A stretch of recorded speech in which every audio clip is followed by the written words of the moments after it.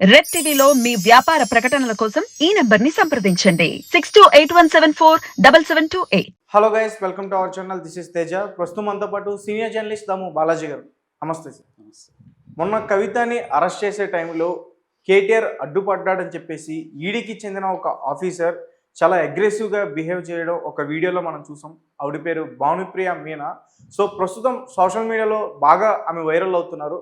అసలు ఎవరు ఆమె బయోగ్రఫీ ఏంటి? మొన్న ఫ్రైడే 15న కవితను అరెస్ట్ చేసేటప్పుడు ఫస్ట్లో అయితే వీళ్ళని అలో చేయలేదు, కేటీఆర్ని హరీష్ రావుని. కానీ వీళ్ళు ఏదో ఒక రకంగా మొత్తానికి ఫోర్స్ఫుల్గా లోపలికి వెళ్ళారు. వెళ్ళినప్పుడు ఆమె సీరియస్గా అడ్డుకునింది. అసలు మీరెవరు, ఎందుకు వచ్చారో, మీరు రావడానికి వీల్లేదు అని భానుప్రియ మీద అడ్డుకునింది. సో కేటీఆర్ కూడా అంతే గట్టిగా ఆమెను అడ్డుకున్నాడు. వీడియో తీయడం మొదలుపెట్టారు వీళ్ళ తరపున. ఆ వీడియో తీయద్దండి, ఆపండి అని చెప్పింది. వాళ్ళ తరపున నుంచి ఈడీ ఆఫీసర్ కూడా ఒకరు వీడియో తీయడం మొదలుపెట్టారు. అంటే ఏమైనా జరిగితే ఆల్టర్నేటివ్ ఫుటేజ్ ఉండాలని చెప్పి. సో అంత ఇమ్మీడియట్గా ఆమె స్పాంటేనియస్గా పరిస్థితిని గ్రహించి ఆమె స్పందించింది. దాని తర్వాత గట్టిగానే అసలు ఇతన్ని అరెస్ట్ చేయండి అని కూడా వాళ్ళని అనింది, వాళ్ళ కొలీగ్స్తో చెప్పింది. దాని తర్వాత అంతటితో ఊరుకోలేదు ఆమె, బయటకు వచ్చి కేసు కూడా పెట్టింది అతని మీద, కేటీఆర్ మీద, బంజారా హిల్స్లో. బట్ కేటీఆర్ కూడా వీడియోతో మాట్లాడుతూ కెమెరాతో ఈమె క్లియర్గా ఇచ్చింది, ఇక్కడ దీని చెకింగ్ అంతా అయిపోయింది, సో మేము వెళ్ళిపోతున్నాం అన్నట్టుగా ఇచ్చి మళ్ళీ అరెస్ట్ చేసింది, మోసం చేసింది అని చెప్తున్నాడు. ఇంకోవైపు ఏంటంటే అరెస్టు చేసిన తర్వాత మేము వచ్చాం, అరెస్ట్ చేసినాక కుటుంబ సభ్యులు ఎందుకు అలో చేయరు, ఏ రూల్ ఉంది అలో చేయకూడదని కూడా కేటీఆర్ గట్టిగా మాట్లాడాడు. ఏదేమైనా కేటీఆర్ లాంటి ఒక పవర్ఫుల్ పొలిటీషియన్ని, ఆమె ఒక ఆఫీసర్, ఆమె బేసిక్గా ఈడీ ఆఫీసరు, చాలా ధైర్యంగా గట్టిగా మాట్లాడడం ఇదంతా కూడా వైరల్ అయింది. సో దీంతో అసలు ఎవరు ఈ భానుప్రియమైన, కేటీఆర్కి చుక్కలు చూపించిన భానుప్రియమైన ఎవరు అని అందరూ కూడా సెర్చ్ చేస్తున్నారు. కాకపోతే ఈమె గురించి సమాచారం ఆన్లైన్లో పెద్దగా లేదు. దాదాపు చాలాసేపు నేను సెర్చ్ చేసినా కూడా ఒకే ఒక పాడ్కాస్ట్ దొరికింది. అదేంటంటే వీమ్ టేల్స్ అని ఒక పాడ్కాస్ట్, అది యూట్యూబ్లో. ఆ వీమ్ టేల్స్ వచ్చి మొత్తంగా దాంట్లో అందరూ కూడా ఐపీఎస్ ఐఏఎస్ వాళ్ళ ఇంటర్వ్యూలే ఉన్నాయి. అలాగా ఇతను ఆమెతో చేశాడు అనమాట అబ్బాయి. సో ఆమె దాంట్లో చాలా డైనమిక్గా యాక్టివ్గా ఉంది. అసలు ఒక పోలీస్ ఆఫీసర్ లాగా లేదు, మామూలుగా కాలేజ్ స్టూడెంట్ లాగే ఉంది, చాలా డైనమిక్గా ఉంది, అనేక విషయాలు చెప్పింది. దాంతోపాటు ఇంకొన్ని వెబ్సైట్లో కూడా ఆమె డీటెయిల్స్ కొన్ని దొరికాయి నాకు. సో ఓవరాల్గా తీసుకున్నప్పుడు ఆమెది రాజస్థాను, కరౌలి అనే ఒక స్మాల్ టౌను. అయితే వాళ్ళ నాన్న కూడా బ్యూరోక్రాటు, వాళ్ళ అక్క కూడా బ్యూరోక్రాట్ అని చెప్పింది. ఆ డీటెయిల్స్ అయితే ఏం చెప్పలేదు. సో ఏదేమైనా ఎడ్యుకేటెడ్ ఫ్యామిలీ అమ్మాయిది. అమ్మాయి BA ఎకనామిక్స్ చదివింది. దాని తర్వాత యూపీఎస్సి ఎగ్జామ్కి అటెండ్ అయింది, అంటే సివిల్ సర్వీస్ ఎగ్జామ్. దాంట్లో 2012లో ఆమె ఇండియన్ ఆర్డినెన్స్ ఫ్యాక్టరీ సర్వీస్లో సెలెక్ట్ అయింది. అంటే ఇప్పుడు యూపీపీఎస్ చాలామంది ఏమనుకుంటారు, ఐఏఎస్ ఐపీఎస్ ఏమి ఉంటాయి అనుకుంటారు, చాలా సర్వీసులు ఉంటాయి. అందులో ఈమె సెలెక్ట్ అయింది వచ్చి ఫస్ట్ అటెంప్ట్. ఆమెకు అప్పుడు 21 ఏళ్ళు. ఫస్ట్ అటెంప్ట్లోనే దీనికి సెలెక్ట్ అయింది అనమాట. ఇండియన్ ఆర్డినెన్స్ ఫ్యాక్టరీ సర్వీస్లో సెలెక్ట్ అయింది. అక్కడ 3 ఏళ్ళు పనిచేసింది. అక్కడ ఉన్నప్పుడు ఆమె ప్రధానంగా చూసుకున్న డ్యూటీస్ ఏంటంటే ట్రేడ్ యూనియన్స్ని ఆర్గనైజ్ చేయడం. అందులో అసలు ఇండియన్ ఆర్డినెన్స్ ఫ్యాక్టరీ అంటే ఏందనేది చెప్పాలి. ఇండియన్ ఆర్డినెన్స్ ఫ్యాక్టరీ అనేది ఏంటంటే మన డిఫెన్స్ ఫోర్సెస్కి ఆయుధాలని తయారు చేసి ఇస్తుంది అనమాట. సో రకరకాల ఆయుధాలు ఉంటాయి, చిన్న చిన్న గన్స్ దగ్గర నుంచి పిస్టల్స్, రివాల్వర్ దగ్గర నుంచి మోస్ట్ మోర్టార్స్, పవర్ఫుల్ వెపన్స్ వరకు అది తయారు చేస్తుంది. దాంట్లో అనేక వందల మంది పనిచేస్తుంటారు. వాళ్ళకి ట్రేడ్ యూనియన్లు ఉంటాయి, మేనేజ్మెంట్ ఉంటుంది. సో ఈమె ట్రేడ్ యూనియన్స్ని చూసుకోవడం, మేనేజ్మెంట్ చూసుకోవడం, రిక్రూట్మెంట్, కొత్తగా దాంట్లో జాబ్ చేసే వాళ్ళకి రిక్రూట్మెంట్కి ఎగ్జామ్స్ కండక్ట్ చేయడం, అవన్నీ కూడా ఈమె డ్యూటీస్. అయితే ఈమె దీంట్లో పనిచేసేటప్పుడు ఒక అడ్వెంచరస్ అనుభవం కూడా వచ్చింది నాకని ఒక ఎగ్జాంపుల్ చెప్పింది. అదేంటంటే కాశ్మీర్లో ఈమెకి డ్యూటీ చేశారు. అక్కడ అంటే దాని ఏమంటారు, LOC అంటారు, లైన్ ఆఫ్ కంట్రోల్ అంటారు. అంటే కాశ్మీర్కి బార్డర్ ఉంటుంది, పాకిస్తాన్కి బార్డర్. అక్కడ డ్యూటీ పడింది. అక్కడ ఒక పోస్ట్లో తను మొత్తం సెక్యూరిటీ కాస్ట్యూమ్స్ అవన్నీ వేసుకోవడం, గన్స్ అప్పటి వరకు తనకు గన్ ఫైరింగ్ కూడా తెలియదని చెప్తుంది. అయినా అక్కడ ఉండాల్సి వచ్చింది ఆ పోస్ట్లో. అక్కడేమో ఎదురుగా ఏమో అటు నుంచి పాకిస్తాన్ సైనికుల నుంచి కాల్పులు స్టార్ట్ అయినాయి, మోటార్స్ వేస్తున్నారు. అది కొంత టెన్షన్ వాతావరణంగా ఉన్నింది. మరి రెండోది ఏంటంటే మొత్తం బ్యాచ్లో ఈ ఒకటే విమెన్, మా అందరూ కూడా మగవాళ్ళు. సో దాంట్లో కూడా గట్టిగా నిలబడ్డాను. నా ఫ్రెండ్కి ఒక అతనికి చాలా దగ్గరలో మోటార్ పడింది, బట్ మా అందరికీ ఎవరికేం గాయాలు కాలేదు. కానీ బట్ అది కొంత టెన్స్ సిచ్యువేషన్లో ఒక 10 రోజుల పాటు అలా ఉండాల్సి వచ్చింది.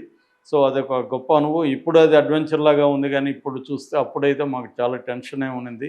అంటే ఇక్కడ నుంచి ప్రాణాలతో బయటపడిపోతామా లేదా అన్న టెన్షన్ అయితే ఉన్నింది. అప్పుడే నేను ఈ వెపన్స్ గురించి అంతా కూడా నేర్చుకున్నాను.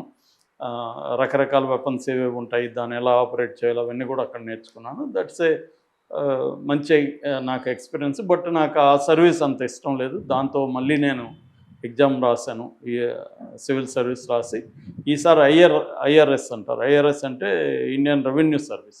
రెవెన్యూ సర్వీస్లో నేను సెలెక్ట్ అయ్యాను. సెలెక్ట్ అయినాక ముస్సోరీ ట్రైనింగ్కి వెళ్ళానని చెప్పింది.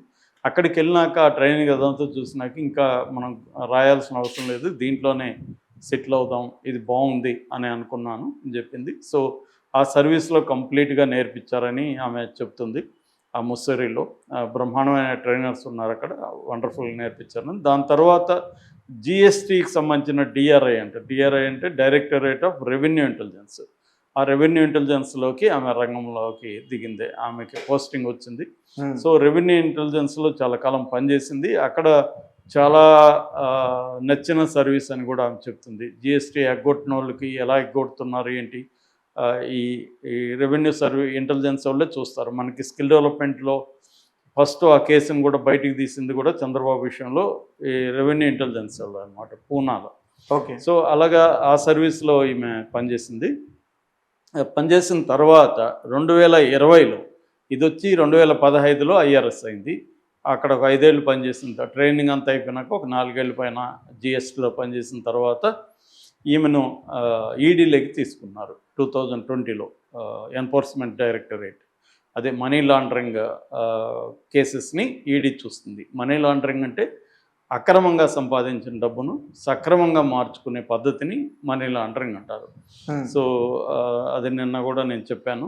అది ప్లేస్మెంటు, లేయరింగ్, ఇంటిగ్రేషన్ అని 3 స్టేజ్లు ఉంటాయి. అంటే మన అక్రమంగా సంపాదించిన దాన్ని ఒక దగ్గరికి తీసుకెళ్ళడం, అంటే ఒక బ్యాంకులో కానీ ఒక లీగల్ దీంట్లోకి కానీ తీసుకెళ్ళడం, దాన్ని మళ్ళీ లేయర్లుగా డివైడ్ చేసి రకరకాల ప్లేసులకి తీసుకెళ్ళడం, ఫైనల్గా మళ్ళీ ఇంటగ్రేట్ చేసి మన దగ్గరికి తీసుకొచ్చుకోవడం. ఈ ప్రాసెస్ని మనీ లాండరింగ్ అంటారు. దీనికి పిఎంఎల్ఏ అనే ఒక సపరేట్ చట్టం 2002లో వచ్చింది. పిఎంఎల్ఏ అంటే prevention of money laundering act అనమాట. సో ఈమె దాంట్లో ఈడీలో పనిచేస్తుంది.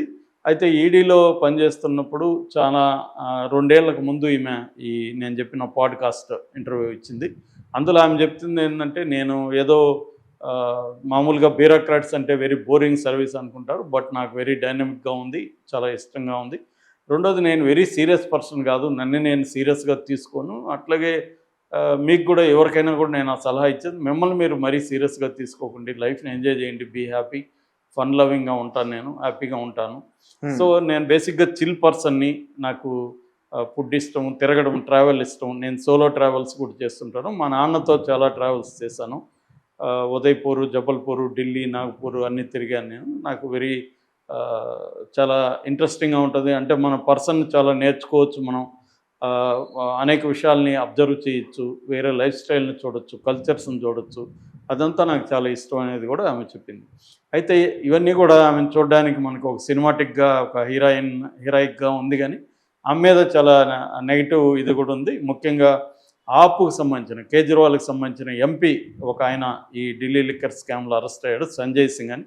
ఆయన తీవ్ర ఆరోపణలు చేశాడు. ఈమె భయంకరంగా టార్చర్ చేస్తుంది మనుషుల్ని, సాక్షులంతా కూడా టార్చర్ చేస్తుంది, చాలా బండబూతులు తిడుతుంది, చాలా అబ్యూజ్ చేస్తుంది, ఫిజికల్గా టార్చర్ చేస్తుంది అనేది ఆరోపించారు. ఆయనే కాకుండా మన వైఎస్ఆర్సీపీ కూడా ఆరోపించింది. వైఎస్ఆర్సీపీకి సంబంధించిన అరబిందో ఫార్మా యజమాని శరత్ చంద్రారెడ్డి కూడా ఈ కేసులో ఇన్వాల్వ్ అయినాడు. వాళ్ళ బంధువు ఒక ఆయన పేరు చందన్ రెడ్డి, CEO ఆయన ఒక కంపెనీకి. ఆ కంపెనీ పేరు ట్రైడెంట్ చాంపర్ లిమిటెడ్. ఇది అరబిందో కంపెనీకి